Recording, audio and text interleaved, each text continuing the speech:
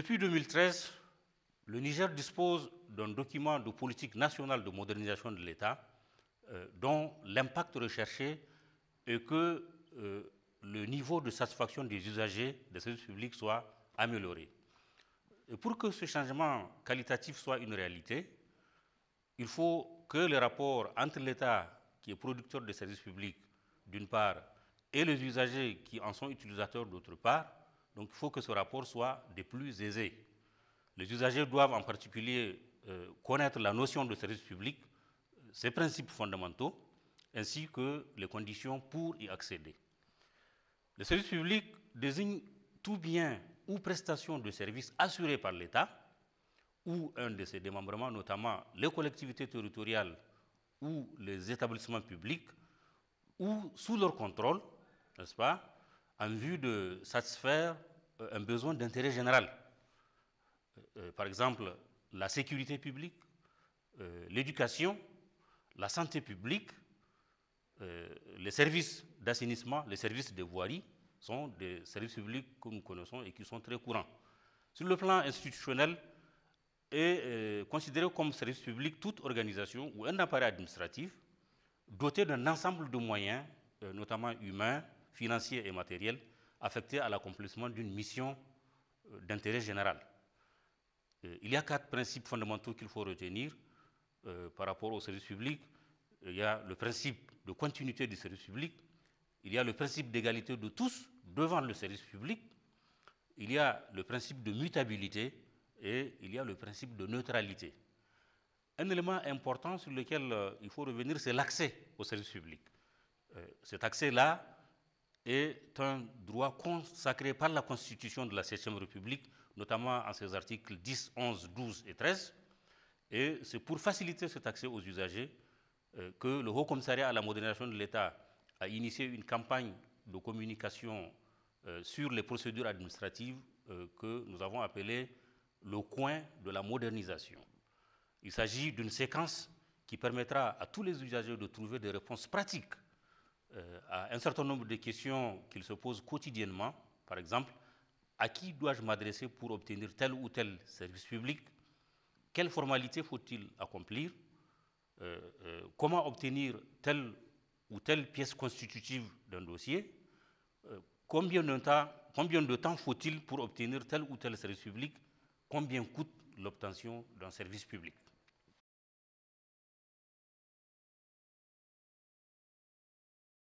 Aujourd'hui, nous avons le plaisir de vous présenter la procédure d'obtention du certificat de nationalité au Niger. Par définition, la nationalité est le lien juridique et politique qui unit un individu à un État.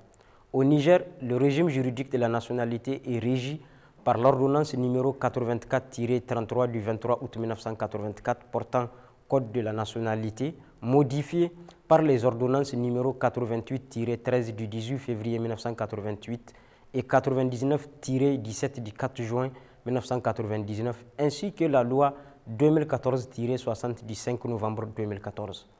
À ces textes, il faut aussi ajouter le décret numéro 84-132-PCMS-MJ du 23 août 1984, modifié par le décret numéro 88-58-PCMS-MJ du 18 février 1988.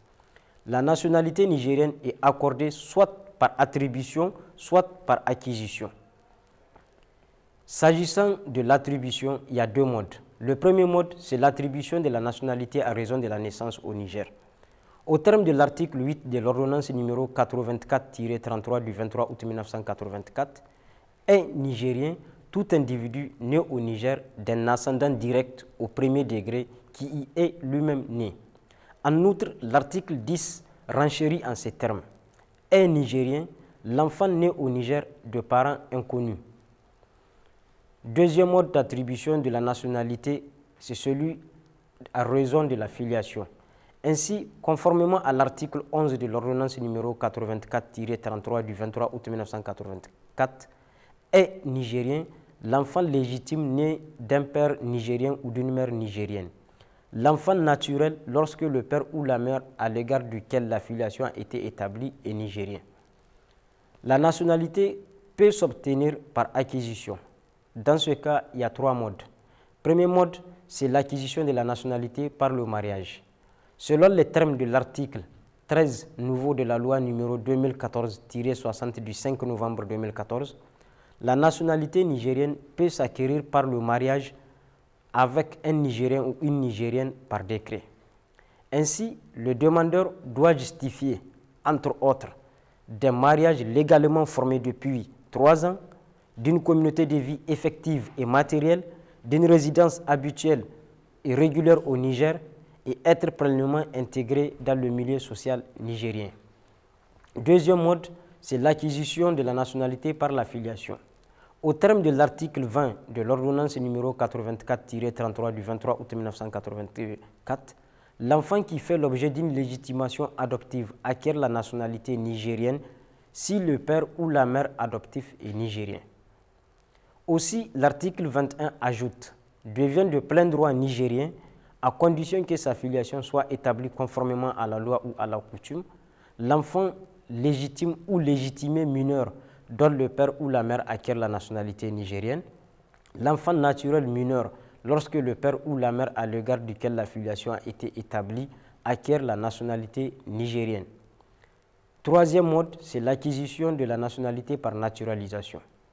En application des dispositions des articles 24 et 25 de l'ordonnance numéro 84-33 du 23 août 1984, la nationalité nigérienne est accordée par décret du chef d'État sur demande de l'intéressé après enquête, s'il a depuis 10 ans au moins sa résidence habituelle au Niger au moment de la présentation de la demande. Néanmoins, ce délai n'est pas exigé de ceux qui ont rendu au Niger des services exceptionnels. À propos de la délivrance, selon les dispositions de l'article 30 de l'ordonnance numéro 84-33 du 23 août 1984, l'autorité compétente pour délivrer le certificat de nationalité est le président du tribunal de grande instance du ressort dans lequel le déclarant a sa résidence. Néanmoins, au terme de l'article 2 du décret numéro 84-132-PCMS-MJ du 23 août 1984 portant application de l'ordonnance numéro 84-33 du 23 août 1984, lorsque le déclarant se trouve à l'étranger, la déclaration est souscrite devant les agents diplomatiques et consulaires nigériens. Les pièces à présenter. Le certificat de nationalité est délivré à toute personne justifiant qu'elle a cette nationalité. À cet effet, le pétitionnaire doit présenter une copie légalisée de son extrait d'acte de naissance ou d'un jugement supplétif en tenant lieu, une copie légalisée de l'extrait d'acte de naissance de son ascendant, à savoir père ou mère, ou d'un jugement supplétif en tenant lieu. À défaut de cette pièce visée au deuxième tiré, une copie légalisée du certificat de nationalité de l'ascendant, un certificat de résidence ou un certificat de scolarité, 2 timbres fiscaux, dont l'un de 1 500 francs et l'autre de 150 francs. Les usagers doivent savoir qu'il y a des jours de dépôt et de retrait de ce document. À titre illustratif, s'agissant du tribunal de grande instance hors classe de Niamey, les demandeurs au certificat de nationalité se présentent au niveau des guichets à gauche du palais de justice. Pour le dépôt de pièces, c'est tous les lundis et mercredis de 9h à 16h et pour le retrait du certificat, c'est tous les mardis et jeudis de 9h à 16h. Il faut savoir que le juge peut refuser de délivrer un certificat de nationalité. Que faire en pareille situation?